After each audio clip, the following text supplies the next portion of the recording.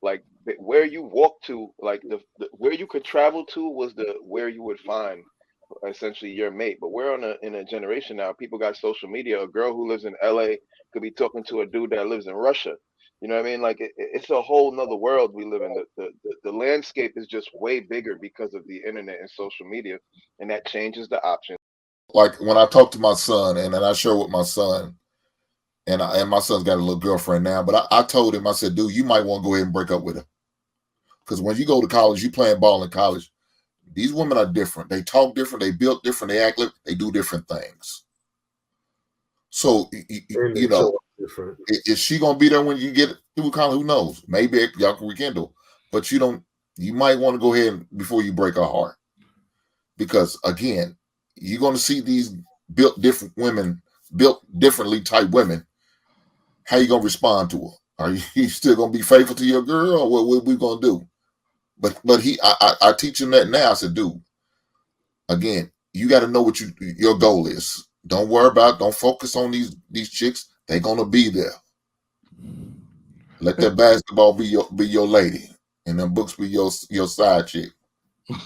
You know what though? I find it interesting because it's crazy how we have to leave the block to find it. Like you should, because our communities are so jacked up now in those areas that our young men have to leave the block and go elsewhere to find a good woman or to find something, because it didn't used to be that way. You used to find your girlfriend from down the street. She was literally on your block. That was your girlfriend who became your wife at one point. It's the same thing with the passport bro movement. Now you got men who literally have to leave the country to find a good woman, and it should have never been that way. So I'm with Hank where you ask, like, it's not even how do you fix the young man or how you help the young man. It's how we help the young people, period, to reignite something that used to be that we used to like. I shouldn't have to go all the way to the west side of Chicago and I live on the south side to find a good woman. Because right, we already you definitely ain't gonna find one on the west side. We outside. Yeah, Sweeney, you talking about an era where people didn't have access to that other side. Like where you walk to, like the where you could travel to was the where you would find essentially your mate. But we're in a generation now. People got social media. A girl who lives in LA could be talking to a dude that lives in Russia. You know what I mean? Like it's a whole nother world we live in. The landscape is just way bigger because of the internet and social media, and that changes the options. And so yeah, a dude's not gonna pick the girl down the street because I forget which one you guys said it earlier, but girl from down the street isn't around the way baddie. Now he could see Shorty in LA with the BBL and all of that stuff, and now he's like, nah, I'm trying to go to Miami. It's lit in Miami. That's where the baddies are. I'm trying to go to Houston. You know what I'm saying? Because it's like, why would I settle for the local girls when I know I could just hit one of these spring breaks or hit one of these events and go hit the Freaknik? You know what I'm saying? And it's gonna be lit. I would say that that's the illusion. I think the internet gives us the illusion of options because we think you have access to them. Just because you can message that girl and shoot it, like the difference between the internet, the difference between Instagram and you know what I mean, TikTok and you know what I mean, all of this and TV is the fact that you can directly message someone.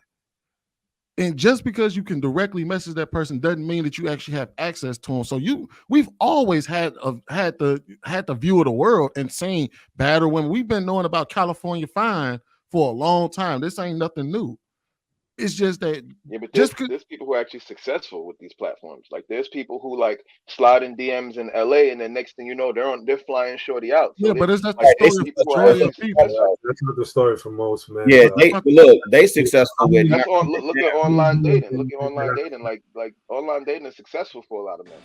I think y'all maybe. I think he's onto something, and we may be broadening it a little bit too much. We may be talking about from Chicago to LA, but maybe it's me from being from Morgan Park. That may mean I get a chick from Kenwood that I never would have met otherwise. Right. You know, a chick across town. So that does have merit, and it's literally you just flick your thumb. You flick your thumb, and it's a new bad chick that you would have never seen otherwise. Well, here's the common denominator that's missing and all that, because Hank was actually hitting on it when he was talking about how he's giving his son game.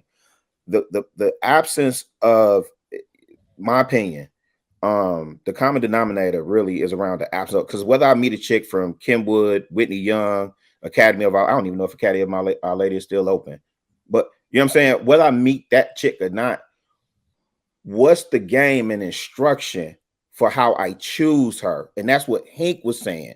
Hank, you actually was answering your own question when you was talking about how you give the game to your son, because I think when you give the game to him, you're also thinking lineage, and that's what's missing. The reason why you would marry the girl from down the block or whatever is because y'all families knew each other.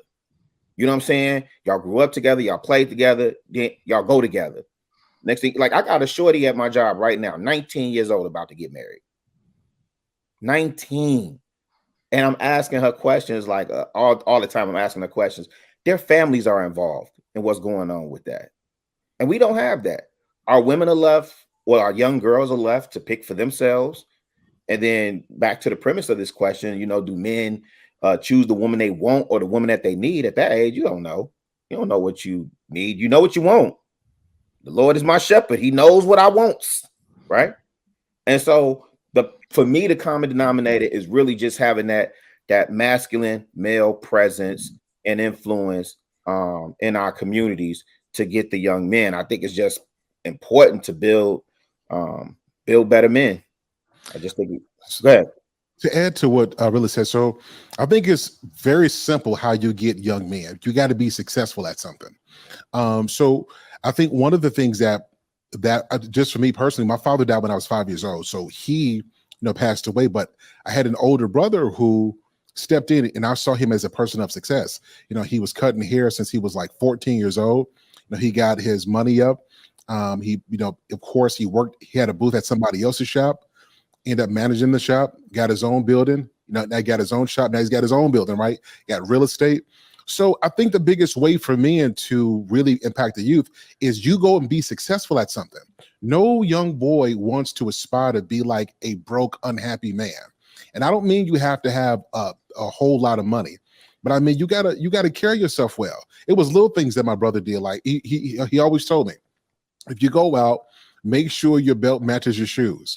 Or if you're gonna wear a watch, here's the watch you don't wear. Like don't go buy the cheap watch with all the big diamonds in that it look like you're drawn for attention. To get you something moderate that fits you, right?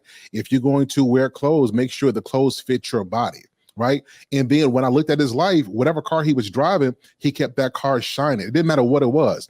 Back then he had a Cavalier, like he had back with a red Cavalier with tinted windows. He kept that mug shined up. I keep it clean though. Yeah, absolutely. So that's what young men are needing. Be successful at something. Whatever you choose to do, you don't have to make a whole lot of money, but you do have to drive impact. And I think that part of the reason why a lot of young men are not listening to older men is because a lot of men call themselves teaching us something. But when I look at your life, you're not happy with your wife. You're not happy with your life. You're not happy with your health. You're not happy with your career choices. You are giving me nuggets of wisdom, telling me what to avoid, but I don't need to know just what not to do. Show me the ropes so I don't waste time. So I encourage every man, get successful at something, whatever the thing is. If you're a musician, become the most dynamic musician. If you know about music and poetry and art, be proficient at explaining those things. Be interesting. And I think that's what young men gravitate to, because they're looking at somebody who's an expert at something, and it makes them aspire to be great at something. So be successful at what you do and have something going for yourself. That's how you get young men. I want to add. It's funny you said that, man, because I had some of my son's teammates come over to the house, man, and they was talking about, man, Mr. Hink, you got it made. You can have all type of women over here and party and all that. And I'll be like, man, look here, it sounds good, and it probably would be nice when I was younger in this big old house all by myself. Yeah, I said, but it's not the same, man. I said, I'm looking for a wife, young blood. I'm gonna have me another Mrs. Hink real soon. And I teach them that, because that's another thing about these young cats. Like you said, sir, they don't see the positivity in marriage, and when they see it just the opposite. They don't see the positive about it. They see the negative. They see all the bad stuff. They see their parents, how they fighting and getting into it, doing exchange of visitation. You know what I'm saying? They see them going to court over custody. They see them going to court over child support, or complaining about who's going to keep the kids for this holiday or that holiday. You know what I'm saying? So they don't always see the positive, and that's why I try to teach them. Even me as a single man who's looking to get out there and be married again, but I still want to show them, hey, look, marriage is a beautiful thing, man, as long as you find that right woman.